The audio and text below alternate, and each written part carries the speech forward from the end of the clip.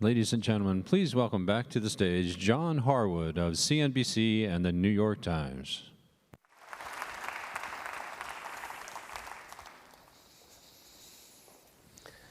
Thanks again, and welcome to this afternoon's discussion, in which we're going to talk to policy advisors for both the Donald Trump campaign and the Hillary Clinton campaign about their plans for the budget and how to make space for the kind of investments that they believe that America needs. And both of these gentlemen that we're going to be talking to are of the nerd variety. They're both college professors. And the first one is Sam Clovis from Morningside College in the Trump campaign.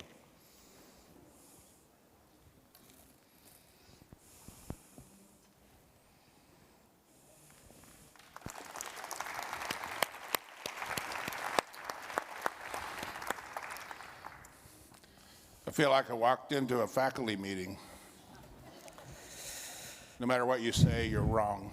So, Sam, let me start by asking you a threshold question. The Peterson Foundation is very interested in deficit reduction, right, fiscal responsibility, and when you look at Donald Trump's tax plan, right, $10 trillion over 10 years, his stance on entitlements, which is we cannot touch the benefits, right, and the commitment that he's made to reviving America's infrastructure, a lot of people look at that and conclude that deficit reduction is not a priority of Donald Trump's. True? No, it's not true. One of the things that we look at is, we spent a lot of time with the Tax Foundation looking at the budget. We think budget discipline is going to be a very important part of what we offer when we come to the White House in 2017. The big issue there is we take a look at static modeling with the tax plan that we have. We're not going to argue the model. We don't think that's appropriate. The Tax Foundation is a highly credible organization. There are other organizations that have scored our plan similarly, and we get that. What we don't take into... And to be clear, they scored your plan as costing $10 trillion yes. with dynamic effects. That's not entirely true, because with the Tax Foundation model is a static model. It's not a dynamic model. We've looked at a lot of, and again, I don't want to... They do it both ways, but I believe that their $10 trillion figure that they came up with was in their dynamic model.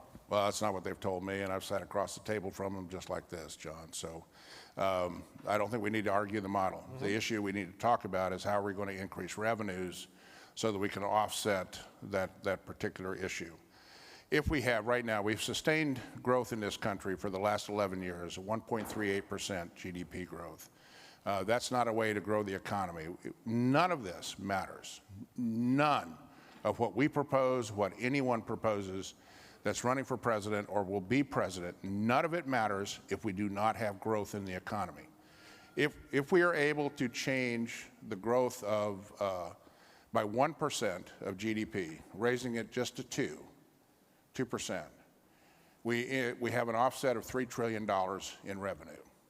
We grow at 2%, we'll have an offset of up to $7 trillion. So we've immediately offset with growth.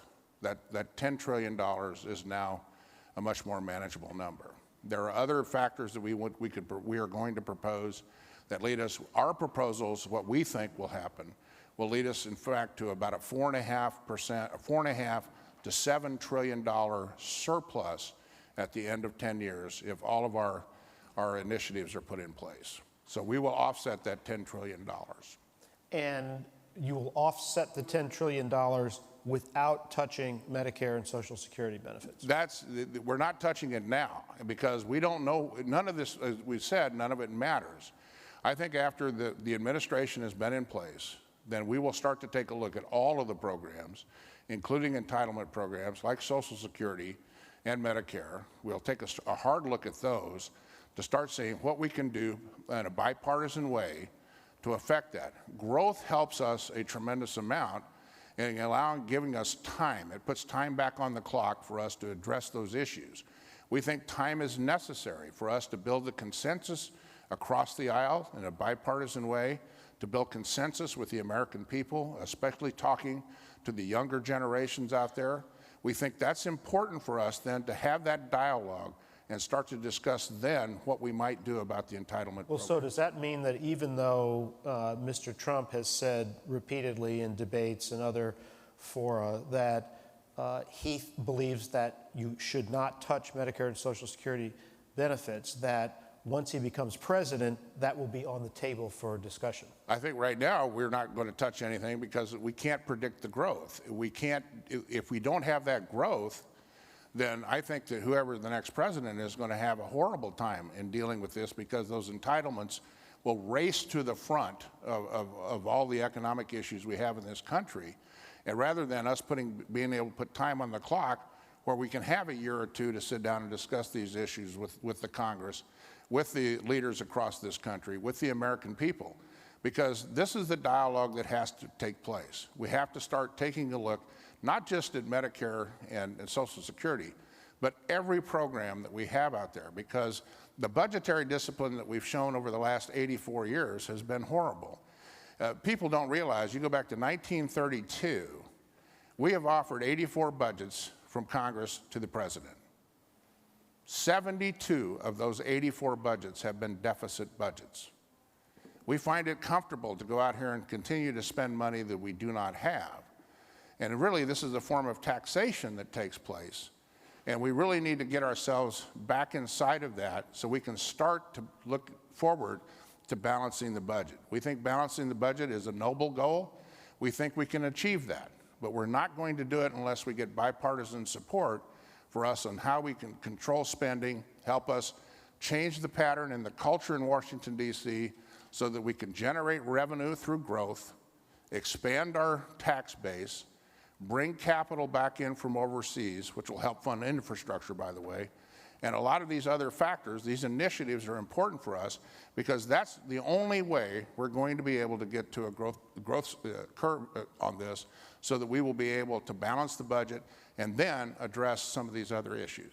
Now, there seemed to be an acknowledgement today from the Trump campaign that the scale of tax cuts, from Mr. Trump over the weekend, that the scale of the tax cuts that he proposed may be too big and may be scaled back. I see my friend Steve Moore in the front row over there. The story in Politico said that Steve and Larry Kudlow were working on an adjustment to the plan that would bump up the rates maybe to 28%, something like that for the top rate, and diminish the lost revenue effect. How far is that process going to go, and is that what Trump wants to do, or are they just noodling around with ideas? Well, I think what we're really faced with right now is it is difficult for us to commit. We've already published a plan. We think that's the plan that we've campaigned on. This is the plan that people start to understand. It is a growth agenda for the country. I think as we go forward, what this really does is allows us to signal to people on both sides of the aisle that we're not going to come in there, fall on our swords over this. This is not going to be the hill we're going to die on. This is what we want, is we want to be able to start the dialogue across the aisle with other people, with Republicans, with conservatives, with Democrats, to be able to start to say, we all, here's the thing, John, the goal and the whole objective that we can all agree on is growth in the economy. If we can get the GDP to grow, it helps absorb the debt that we have. It is quite possible for us to grow the GDP out past our debt, which is a substantial achievement economically. That then is, if we can agree on the objective, then we can sit down and argue how we're going to get there. Let me ask you about an issue that I think a lot of Republicans are struggling with Trump. And it was illustrated by the back and forth over the weekend when he said, oh, the taxes on the wealthy, they're going to go up. And it was interpreted as like, wait a minute. Is he reversing his tax cut and proposing a tax increase? And then he said later, no, I meant the rate in my proposal would go up in negotiations. But because he doesn't have a background in government and public life, and because in the campaign there have been a number of things that he said one thing one day and then said something different another day, how do people know what weight to put on any particular policy proposal that Mr. Trump puts out, given the propensity to adjust tactically from day to day? Well, I wouldn't characterize it that way, but I think it's a fair question, and I'll give you a direct answer. I think oftentimes with Mr. Trump, because he is not, even though he's a celebrity and he's been around the media a lot, policy questions sometimes I think come to him, and he knows exactly what he wants to say, and perhaps that we all do. We all are caught in those circumstances. I know you've been in interviews, certainly I have as well, and where what we intend to say isn't how it comes out. And I think this is sometimes, because when I heard what he said, and I was asked about it by reporters, I knew exactly what he meant. But that's because I'm around him, I know what's going on, and so I didn't have any trouble understanding, and I couldn't figure out what the kerfuffle was about. So this is why you have to just take a look at this, and I say if you take a look at a person who even though he's a celebrity and all these other issues, the policy questions can get to a certain level of granularity very quickly, and it may or may not be, the person may not have that particular vocabulary to provide that astute, articulate answer that you can get from a wonk on your set of your TV show. Paint me a picture then, given the priorities that he has, and he's also said he wants to rebuild our military, although he has said he thinks that the defense budget can be more efficient and get more with way less. more efficient. Paint me a picture for... Let me just say, I've been through 2 drawdowns in my lifetime. I went through the Vietnam drawdown, and I went through the Goldwater Nichols drawdown when I was both times on active duty. So I know how this works, and I think we can get there. So Donald Trump becomes president. He takes the steps that he intends to take to strengthen the military, to ramp up infrastructure, to protect entitlements, and to cut taxes by some amount relative to his plan. What does the deficit look like 4 years after he's president? I think 4 years after he's there, there's probably will still be a deficit that will be in the budget. It's bigger than it is today? No, it'll be smaller because I think that what we have to do is take a look at the spending that we have. I think that the revenue, if you'll remember, let me give you 2 points in history. Kennedy tax cuts that were put in place by LBJ after he passed, and then the Reagan tax cuts that really took effect in '82 and then again in '86. We saw incredible growth. It took a couple of years for those growth spurts to start, and that's when we got in there. We had quarters where we had as high as 5 to 7% growth at particular times. The Kennedy sustained growth rate was 4%. The Reagan sustained growth rate over time was 3.9%. Those are numbers that allow us then to have a tremendous amount of ability to start driving down the deficit on each budget that we propose. And what we're going to do is to start that process by not increasing spending. Right now, spending is on a trajectory in our federal budget.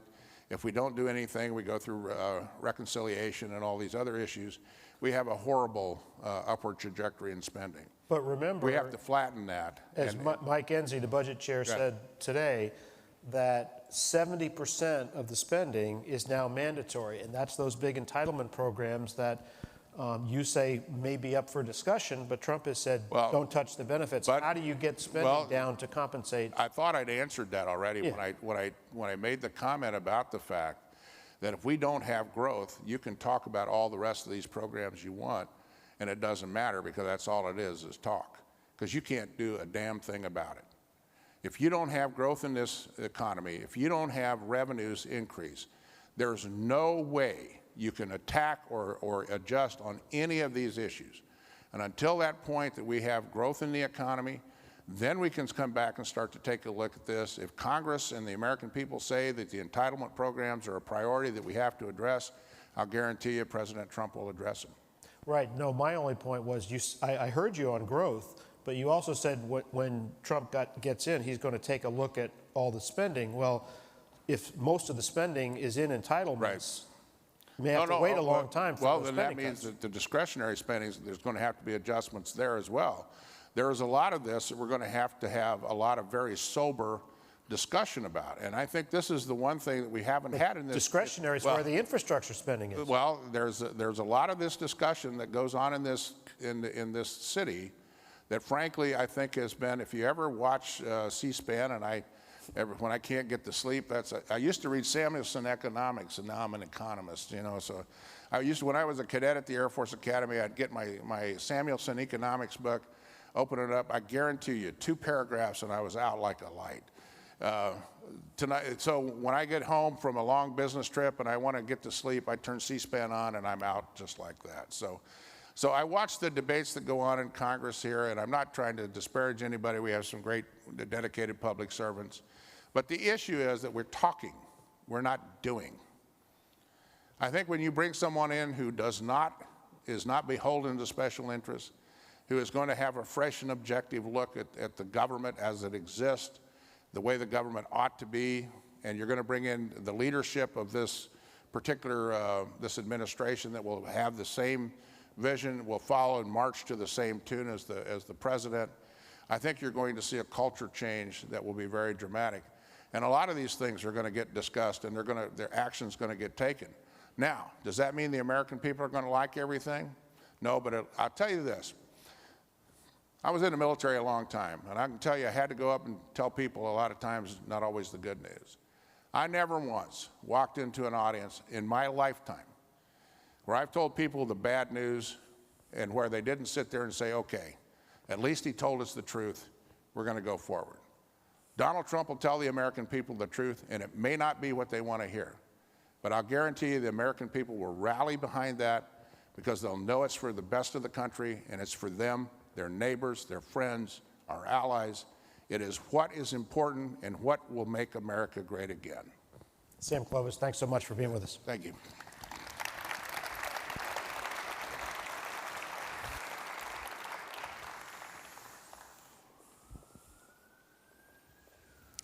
And now, our second policy advisor, David Kamen from the Clinton campaign.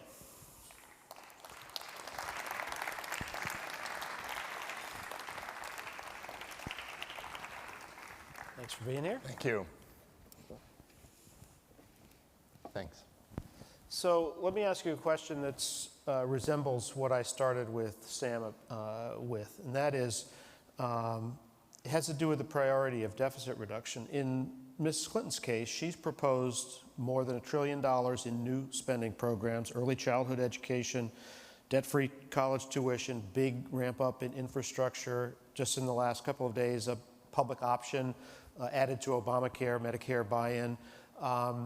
She has proposed tax increases, but my impression so far is that she has proposed tax increases to pay for her programs, not reduce the deficit. Where is deficit reduction on her priority list? So first of all, long-term fiscal sustainability is a major priority, and that's in fact why Secretary Clinton is the only candidate to have put out a plan that does not add to the deficit and fully pays for itself. We're also committed to other major economic priorities. So right now, one of the major economic priorities in the country has to be raising the incomes of middle-class Americans. That is just a key priority given what we've seen happen over the last several decades. And also at the same time, making sure that the very highest income Americans and also corporations play by the rules. So that's why we've put out the platform that we have. And I think it's important in looking at that platform to recognize there's not a single deficit in this country. The federal deficit is an important issue. That's why she's put out a proposal that does not add at all to the deficit. But we have other deficits. We have a massive infrastructure deficit in this country. Over the last 35 years, infrastructure spending has fallen in half as a share of the economy from the federal government. And that's why she's put forward a $275 billion infrastructure package over the next 5 years. She also thinks that kids should be able to go to college without accruing debt. Investing in our human capital is another key for trying to raise people's incomes. That's also why she has committed to paid family and medical leave. Not only will that help families and make sure that they are able to keep working when they have kids, but it also means that our labor force will be larger, which is another key to trying to raise people's incomes. So I think it's absolutely clear when looking across the candidates, Hillary Clinton is the one who's put forward a plan that pays for itself, and then moreover, when it comes to the long-term deficits, she's committed to putting us on a sustainable trajectory, but doing so in a way that deals with the central economic challenge of our time, which is raising people's incomes. Does that mean that for the rest of the campaign, we should not expect to see a medium or long-term deficit reduction proposal new one from Hillary Clinton? She is committed, as you say, to long-term fiscal sustainability, but in terms of a plan to reduce deficits, we're not going to see that? So well, let me address that. It's a great question. One of the key drivers of our long-term deficit is the growth of healthcare costs. And so Hillary Clinton's plan would double down on what we have accomplished over the last several years when it comes to healthcare costs, the healthcare cost slowdown. So as looking over the last decade, we've seen a remarkable transformation in the growth of healthcare costs in this country. We've gone from growing at a very highly unsustainable rate when it comes to healthcare costs to a very slow growth in healthcare costs when it comes to the totality of the country. She's put forward plans that would double down on that and also build on the accomplishments under the Affordable Care Act. So that includes, for instance, for the federal government, making sure that prescription drug companies don't overcharge the government. She's put forward a plan that would save the government $100 billion in that regard. She would also build under the accomplishments of the Affordable Care Act, for instance, by putting forward a plan to build on the accountable care organizations, which, for instance, make healthcare providers as a group accountable to both their patients and the government so that it both improves care and reduces costs. So she thinks that's a key priority. If we can manage to continue the healthcare cost slowdown we have over the last several years, it would be a major change in our long-term fiscal trajectory. Well, what I've heard from policy experts is that they're hopeful that the slowdown in the growth of healthcare costs will continue, aren't completely sure about where it derives from and how sustainable it is. But that being the case, does that mean that her long-term deficit reduction plan is that slowdown in healthcare costs? That's what it is? So, as I said, she has said that the healthcare costs are like a key driver of our long-term of the long-term deficits, and believes that we need to build on what we have accomplished in that regard. I think it's also important when it comes to thinking about the deficit to again return to what I said before. We have more than one deficit in this country. So to go back to what I said on infrastructure, when looking at the living standards of middle-class Americans and how we're going to grow over time, investing in our infrastructure has to be a key priority. Right now in this country, we have very low interest rates. So the CBO, for instance, projects next year that the growth rate of the economy is going to be 2 percentage points higher than the interest rate. Mm-hmm. In that environment, it is a crying shame if we are not making the kinds of investments, and because at those kinds of low interest rates, it means that it makes even more sense to try to make those kinds of long-term investments in infrastructure that can grow people's incomes. We think that is a key priority, both for the living standards of Americans and also for putting the budget on a sustainable long-term trajectory. Now, you were here over lunch and heard Lindsey Graham give a talk in which he was describing the imperative of a Simpson-Bowles type compromise in which Republicans agree to higher revenue and Democrats agree to some curbs, higher eligibility age, some means testing for benefits for Medicare and Social Security. And he said, can you believe that we're this far in the campaign and we don't even know what Hillary Clinton's position is on whether she would agree to that side of the bargain? Would she? So we have actually said her positions on a number of the issues he addressed. She obviously has called for higher revenue in order to both pay for key priorities and put us on a long-term sustainable trajectory. We think that's tremendously important. Bowles-Simpson included much higher revenue. Yep. When it comes to the spending side of the equation, we have also said, again, in healthcare, we have more work to do. She's put forward a plan that would cut prescription drug costs for the federal government by $100 billion and build on the kinds of payment reforms that can reduce healthcare costs over time.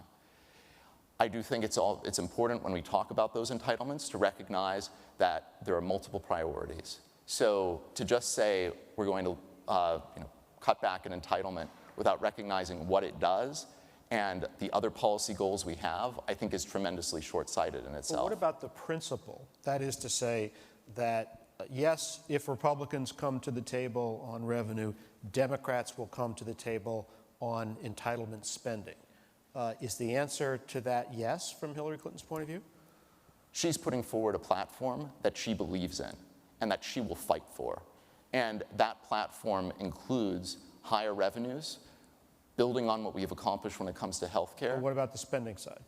And as I said, when it comes to healthcare, it's a question of building on what we've, like, if we can continue the slowdown in healthcare cost growth that we've seen over the last several years, it fundamentally changes the trajectory. For instance, since 2010, we've seen CBO's projection of Medicare costs fall by $700 billion over a 10-year period. What about eligibility age?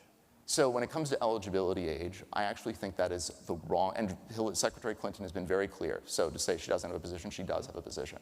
She's been very clear that is not the way we should go about trying to reduce the deficit. Increased means testing? So let me come back to that, because I think we can tick through these things and not ask what it actually means for people and why the policy may not make sense. The reason raising the eligibility age does not make sense is because we have seen a tremendous increase in inequality and life expectancy in this country. So it is true that life expectancy is on average rising, but if you look at what's happened over the last several decades, you've seen the bottom quintile in terms of earnings not see any increase in their life expectancy, while the top quintile has seen their life expectancy increase significantly by 7 years, starting at age 50, looking forward. In that context, it makes no sense to say we're going to have an increase in the eligibility age. I also just want to emphasize here that as we discuss these things and we say, are people going to come to the table on a bipartisan basis, the presumptive Republican nominee is talking about a plan that would add $34 trillion to the debt over the next 20 years and increase the debt to GDP ratio by 80 percentage points. So I don't know what bargain we're talking about, given the fact that a Republican presumptive nominee is putting on the table tax cuts that would add that to the deficit. And guess what? A third of those tax cuts go only to those making over $1 million a year. So that is the platform of the presumptive Republican nominee. Hillary Clinton is putting on the table a plan that is fiscally responsible and also addresses the key economic challenge of our time. Now, I will say, I'm assuming that the only kind of grand bargain Hillary Clinton would be involved with is one that would be struck if she's president, not if Donald Trump is president. I'm assuming that as well, but obviously the American people are choosing between two candidates, so it's important to discuss how they differ. Okay, so increased means testing is another idea, and President Obama has embraced the idea in a bargain of change CPI as a way of slowing the growth of benefits for people above a certain so income. So when it comes to the change CPI, Secretary Clinton has so she has a position. She said that is not the appropriate way we should be engaged in deficit reduction. But let me again, because I think when we talk about these issues, we don't talk about people's lives, why she's opposed to that.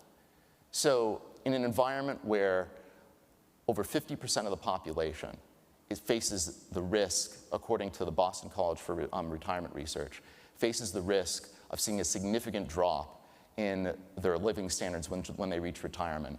In a world where 60% of retirees have over 50% of their income from Social Security, in a world of increased inequality, it does not make sense to do the change CPI, which would cut benefits across the board for low-income Social Security recipients, middle-income Social Security, and middle-income Social Security recipients. She wants to raise the minimum benefit, correct? So she has said that we actually should need to be focused on filling in the gaps in Social Security, and she's talked about focusing on some of the most populations that are not being treated fairly, including survivors who have faced very high poverty rates as well as caregivers. And you're right, the minimum benefit is another important issue to try to lift people out of poverty. I will say that, and this is not a value judgment on the merits of your argument, but it does not sound as if the answer to the question that Lindsey Graham posed at lunch from Hillary Clinton is yes. It does not sound like she is ready for the kind of bargain he's talking about. Look, she's ready to put forward a vision for this country that she thinks is going to grow incomes and also be fiscally responsible. That is the vision she is putting forward and that she's going to fight for. And if she were elected president, that's what she'd want to do. I think it is short-sighted to simply say we're going to do a grand bargain if we're not saying what we're trying to accomplish in that grand bargain. And for her, the key priorities are, again, making sure you're raising income. So if a grand bargain doesn't involve investments in infrastructure, if it doesn't involve dealing with college costs, if it doesn't involve dealing with the way families right now are working and making sure that people continue to work, if it doesn't involve those things which are so key to growth and also to living standards in this country, then that's a bargain that is not reflective of her priorities. Last question. You still have a primary campaign that is going to run for another few weeks. There's been a lot of talk about the idea that there would be some sort of accommodation on issues, platform, between Hillary Clinton and Bernie Sanders. I would imagine that if there is a negotiation that you would be in the middle of that. Give us an idea of an issue or two or three where you think there's room for back and forth, for accommodation with the Sanders campaign to unify the Democratic Party. Well, so I think that there will be a discussion over the next several months, and as advisors of the campaign and the Secretary herself has said, that the campaign is looking forward to having that discussion and unifying the party.